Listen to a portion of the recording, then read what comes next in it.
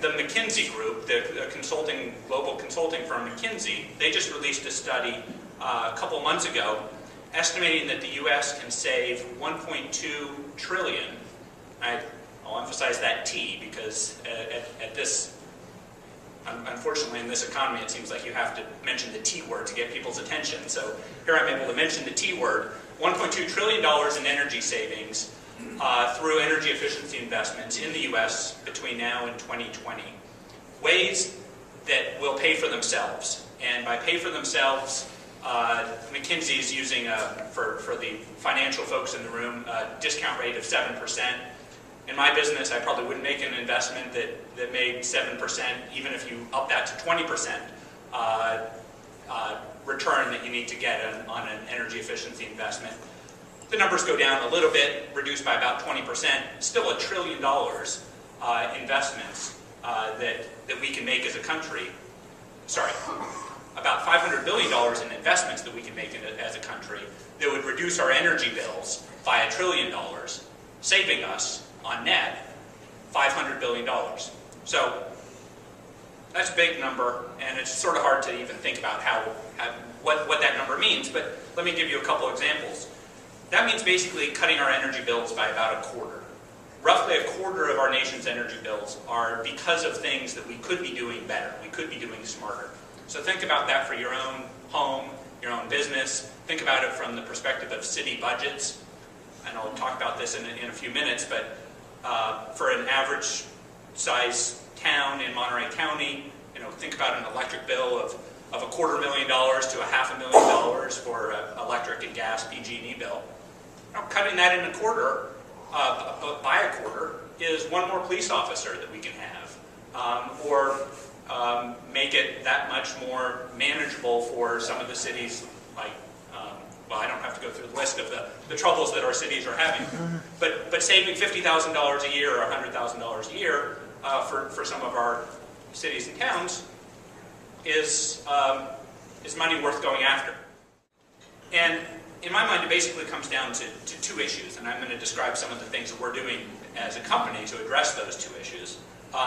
The first is high upfront costs. So it may be that there's a great investment that I can make in my improving the operations of my business, but it costs $100,000, and we all know the credit markets aren't great right now. Maybe I just can't get that money, or I can't get that money with anywhere near a reasonable rate.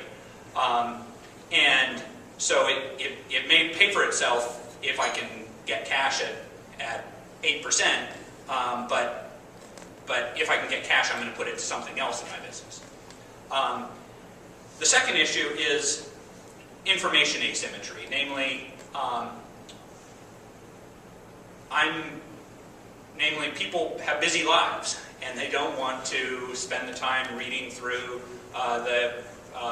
the technical manual of their HVAC system, and they don't want to spend the time to go out and take these measures.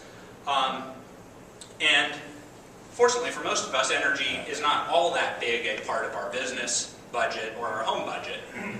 So I'm renting office space for my business in Marina. I didn't even bother looking at what the energy bills were before I rented that space. That's an example of the sort of information problems that exist. It's just not really worth my time, and it's probably not worth a lot of your time if you're running a business to really dedicate yourself to this for a while because you have a business to run. And people are recognizing that, all the way up to our president and Secretary Chu, the Secretary of Energy, who was working in this area at Berkeley National Labs before he was tapped to lead to lead the Department of Energy.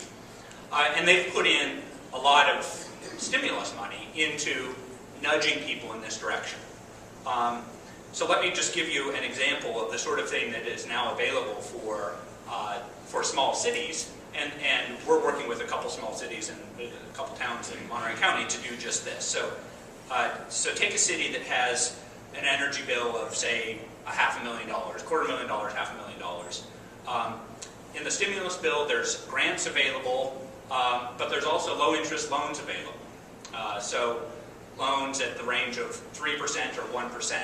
It's hard to compete with that sort of interest rate, but you can invest in a lot of energy efficiency projects that will become cash flow positive in the first year for our cities because they have access to that sort of low-cost capital.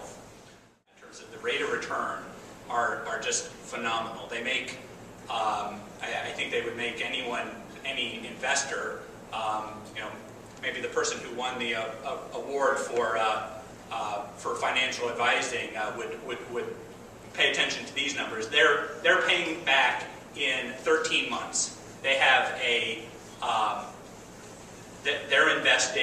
they invested right around $1 million across Monterey County and got back just shy of $1 million in energy savings in the first year.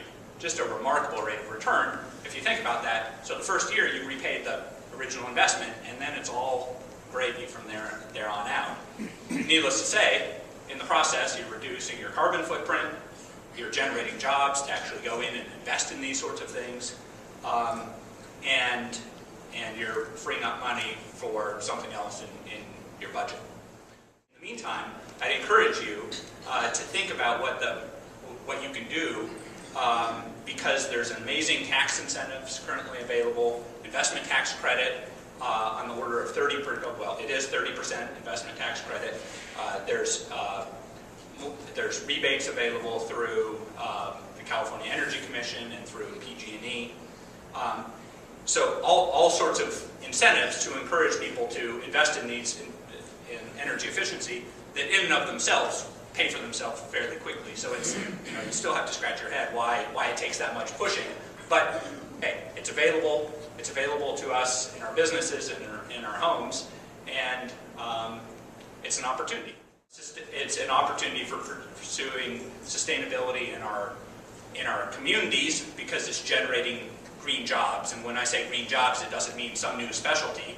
It's creating jobs for electricians to come in and swap out for more efficient lights. So you don't need to be trained as a green electrician. You just need to have the right light spec'd in your project. Jobs for particularly very low-skilled jobs, which hopefully can be helpful in some of the difficult challenges that Salinas is facing, and really a number of our cities with high unemployment rate. Low-skilled jobs like insulating that really don't require much at all other than a willingness to get a little dirty. So it's environmentally sustainable, socially sustainable, and economically sustainable because it more than pays for itself.